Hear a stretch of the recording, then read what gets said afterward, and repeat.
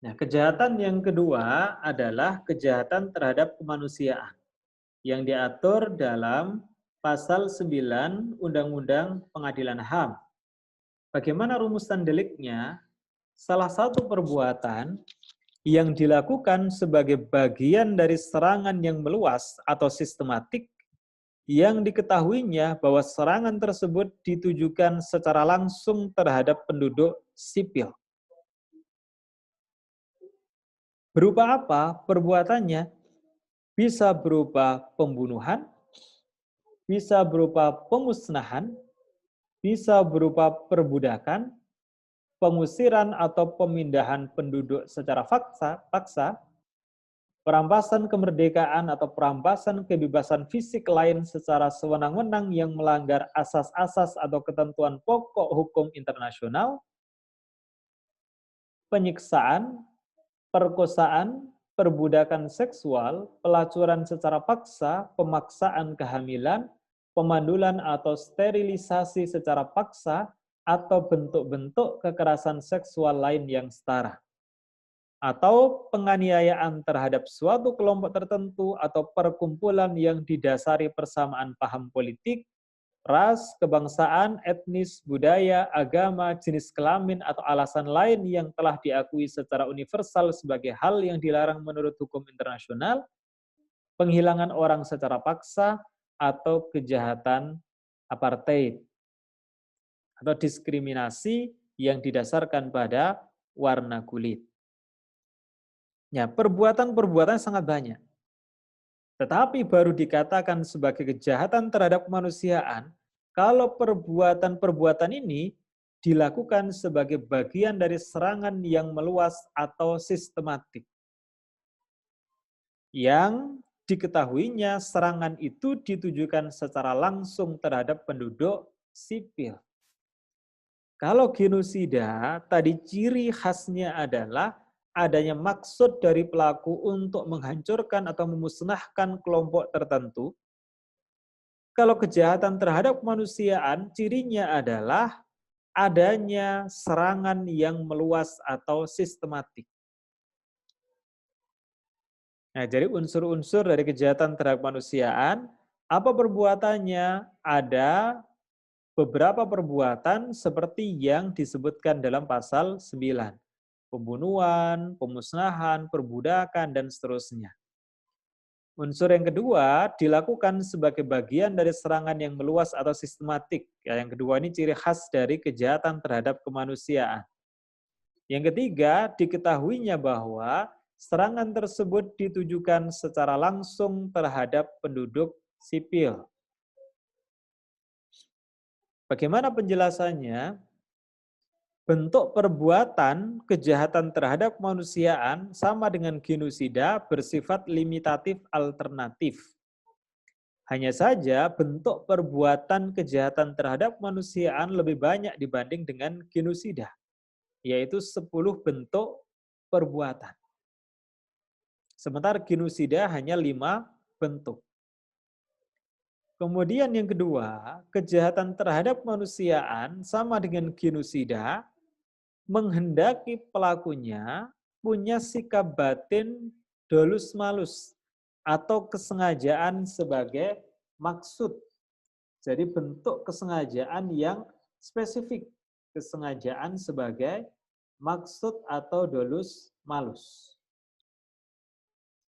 Yakni pelaku harus sadar dan benar-benar menghendaki bahwa perbuatannya, perbuatan salah satu atau beberapa dari 10 bentuk sebagaimana diatur dalam pasal 9 tadi, ditujukan sebagai bagian dari serangan yang meluas atau sistematik. Jadi kalau genosida tadi ditujukan untuk menghancurkan atau memusnahkan kelompok tertentu, kalau kejahatan terhadap kemanusiaan, perbuatan itu ditujukan sebagai bagian dari serangan yang meluas atau sistematik. Objek kejahatan terhadap kemanusiaan harus warga sipil. Harus warga sipil. Kenapa harus warga sipil? Karena jelas di dalam rumusan pasal 9 yang diketahuinya bahwa serangan tersebut ditujukan secara langsung terhadap penduduk sipil. Nah, kejahatan terhadap kemanusiaan pada dasarnya dilakukan oleh state aparatus. Beda dengan genosida. Pada dasarnya dilakukan oleh sipil. Tapi kalau kejahatan terhadap kemanusiaan pada dasarnya dilakukan oleh aparat negara. Tetapi tidak menutup kemungkinan juga dilakukan oleh sipil. Nah, jadi baik genosida maupun kejahatan terhadap kemanusiaan sama. Yang beda kecenderungannya saja. Tapi dua-duanya bisa dilakukan oleh state aparatus atau sipil. Nah, unsur intinya adalah meluas atau sistematik tadi. Ya, baik Statuta Roma maupun Undang-Undang Pengadilan HAM tidak menjelaskan kriteria meluas atau sistematik. Padahal, keduanya menjadi salah satu unsur utama kejahatan terhadap kemanusiaan. Jadi Undang-Undang Pengadilan HAM itu sebenarnya mengadopsi dari ketentuan Statuta Roma, meskipun tidak mengadopsi secara keseluruhan. Ya, sampai sekarang Indonesia belum meratifikasi Statuta Roma. Kalau sudah meratifikasi Statuta Roma, Indonesia harus mengadopsi secara keseluruhan ketentuan di dalam Statuta Roma. Ya, tapi untuk kriteria meluas atau sistematik, ada juga di dalam Statuta Roma yang diadopsi oleh Undang-Undang Pengadilan HAM. Tetapi Statuta Roma tidak menjelaskan kriteria meluas atau sistematik tersebut. Padahal menjadi unsur utama dari kejahatan terhadap kemanusiaan. Dan saya ambil dari Elsam, yang juga dijadikan pertimbangan dari Majelis Hakim di Pengadilan HAM Indonesia. Apa yang disebut dengan meluas? Dikatakan meluas, ini menunjuk pada efek yang ditimbulkan. Jadi, perbuatan itu dikehendaki sebagai bagian dari serangan yang meluas atau sistematik. Nah, dikatakan meluas itu menunjuk pada efek. Lihatlah efeknya untuk mengatakan ini bagian dari serangan yang meluas atau tidak. Ya, dikatakan punya efek meluas jika ada dua kemungkinan. Kemungkinan pertama, efek kumulatif dari serangkaian kejahatan. Jadi banyak kejahatan sehingga menimbulkan satu efek kumulasi. Pembunuhan, penyiksaan, perkosaan, dan seterusnya. Tetapi kejahatan itu merupakan rangkaian. Sehingga ada efek yang bersifat kumulatif. Jadi bukan pembunuhan punya efek sendiri. Perkosaan punya efek sendiri. Penganiayaan punya efek sendiri. Itu namanya nggak meluas. Karena apa? Masing-masing perbuatan punya efek yang berdiri sendiri-sendiri. Tapi kalau dari berbagai perbuatan itu punya efek kumulatif, berarti itu merupakan rangkaian. Itu dikatakan sebagai meluas.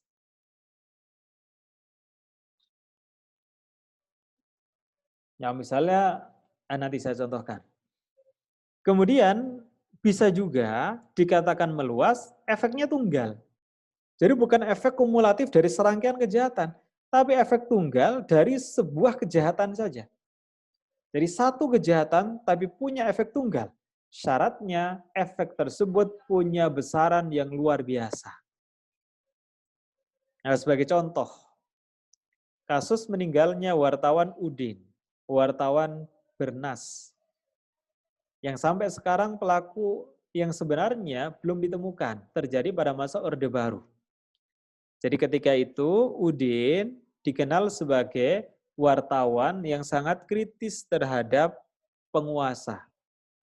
Pada saat itu dia sedang gencar-gencarnya memberitakan dugaan kasus korupsi yang dilakukan oleh Bupati Bantul.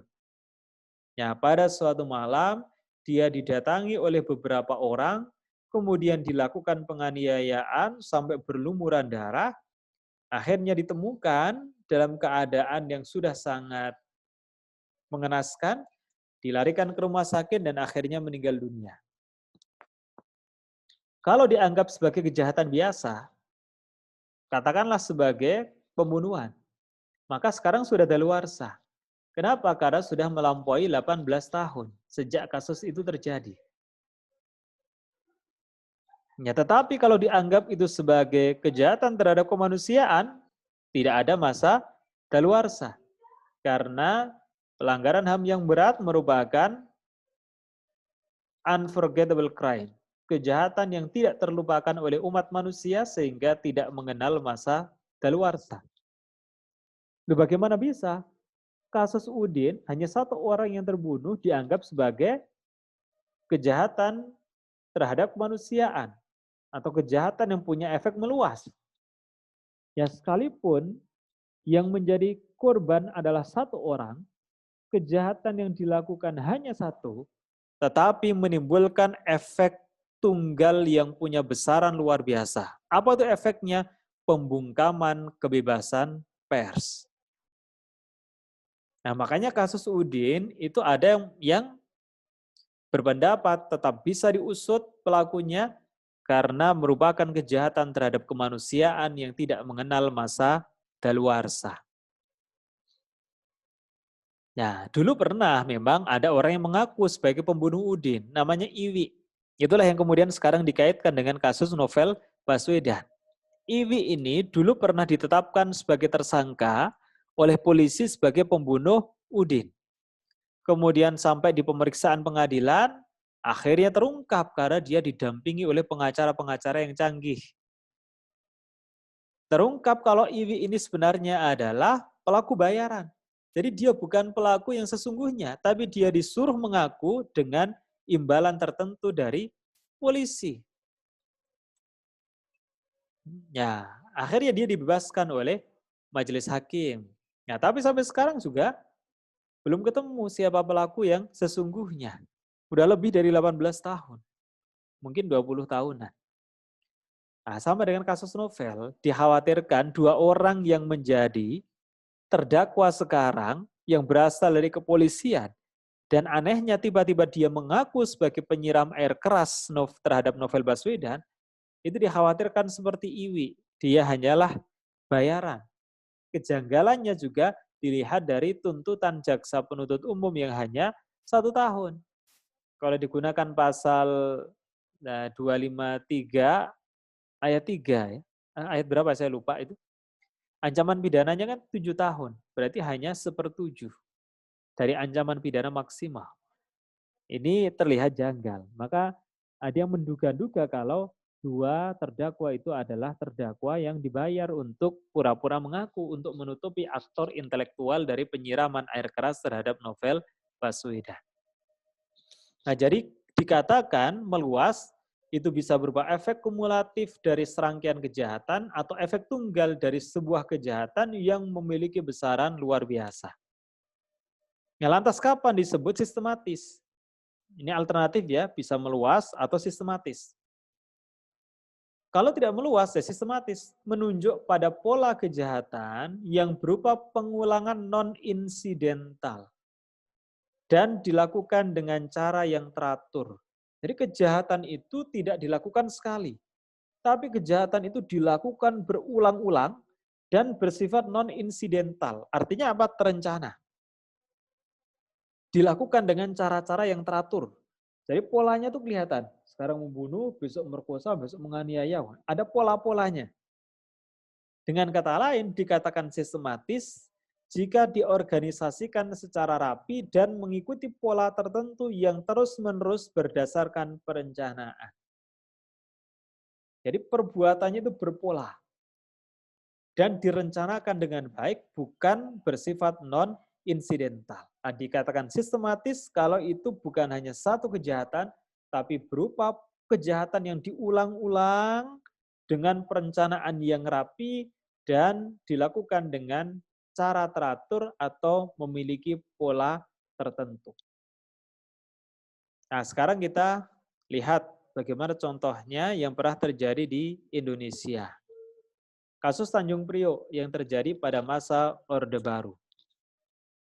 Kejadian berasal dari ditahannya 4 orang bernama Ahmad Sahi, Sofwan Sulaiman, Syarifuddin Rambe, dan M. Nur.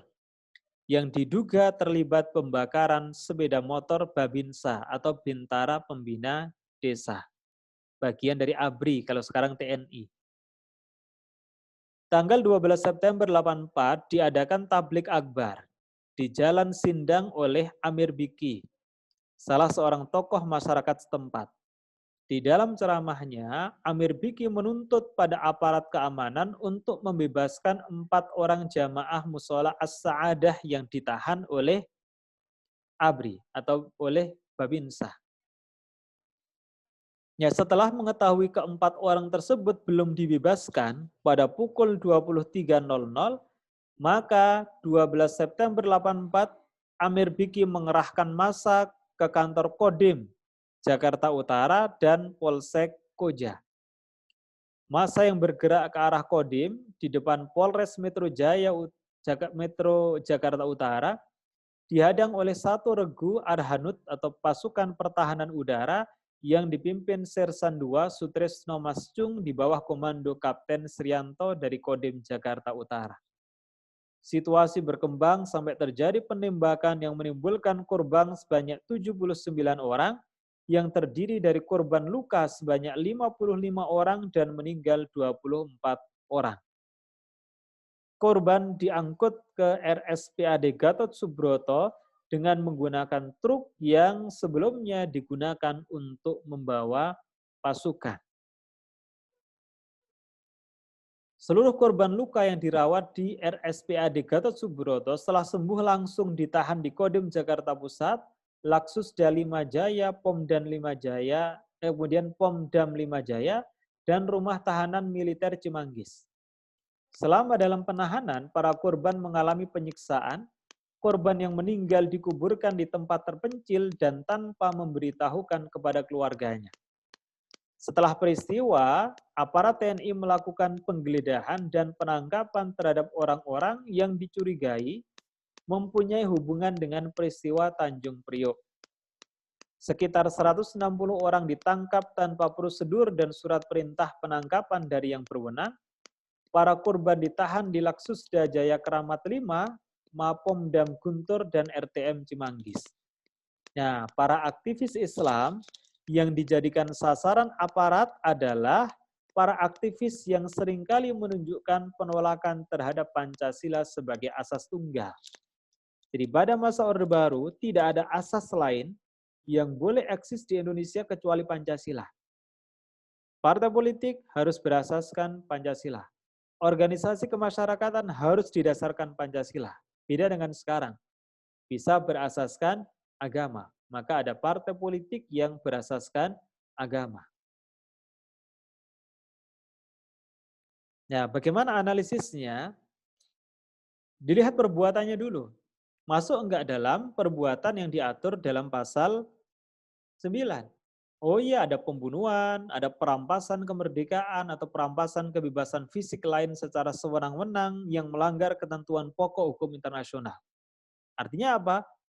Dilakukan penangkapan dan penyiksaan secara tidak prosedural. Asal tangkap saja.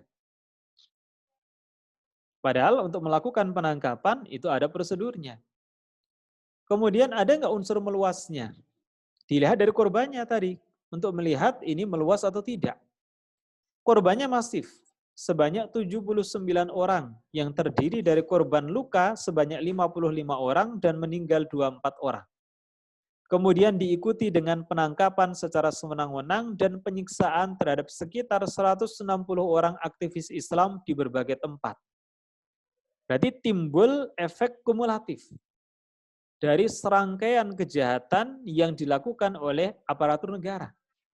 Pembunuhan, penangkapan, penyiksaan, tetapi efeknya tidak berdiri sendiri-sendiri, tapi menimbulkan efek kumulatif. Apa efeknya? Yaitu terbungkamnya para aktivis yang menyuarakan penolakan terhadap Pancasila sebagai asas tunggal. Sistematis, dengan pola tertentu. Ada pola enggak perbuatannya? Ada pembunuhan, diikuti penguburan pada tempat tertentu, dan itu dilakukan secara berulang-ulang. Tadi syarat sistematis adalah perbuatan dilakukan secara berulang-ulang dan ada pola tertentu direncanakan dengan sangat rapi. Yaitu perbuatan itu jelas, berpola. Kenapa berpola? Berulang-ulang dan sasarannya adalah mengarah kepada satu tujuan. Yaitu apa tadi? Membungkam para aktivis yang seringkali menyuarakan Pancasila sebagai asas tunggal. Nah, kemudian unsur yang terakhir, serangan tersebut ditujukan secara langsung terhadap penduduk sipil, yaitu aktivis Islam. Nah, kemarin ada yang tanya bagaimana dengan kasus Semanggi. Kasus Semanggi itu kan terjadi tahun 98 untuk Semanggi 1. Ketika akan dilakukan sidang istimewa MPR. Ada banyak kelompok aktivis terutama mahasiswa yang hendak menggagalkan sidang istimewa MPR. Kenapa? Karena mereka tidak menghendaki Habibie sebagai presiden. Karena dianggapnya Habibie merupakan bagian dari Orde Baru. Mereka menginginkan bahwa pemerintahan yang baru harus steril dari Orde Baru. Maka terjadi kekerasan yang dilakukan oleh aparatur negara, terutama oleh TNI, termasuk juga polisi yang melakukan penangkapan, melakukan penghilangan orang, kemudian melakukan pembunuhan dengan cara membabi buta untuk menghadapi para demonstran dan seterusnya. Ini menimbulkan korban yang masif. Berarti apa? Perbuatan penangkapan, penganiayaan, pembunuhan, itu merupakan rangkaian dari perbuatan yang menimbulkan efek kumulatif. Untuk apa? Agar tidak dilakukan demonstrasi untuk menggagalkan sidang istimewa MPR.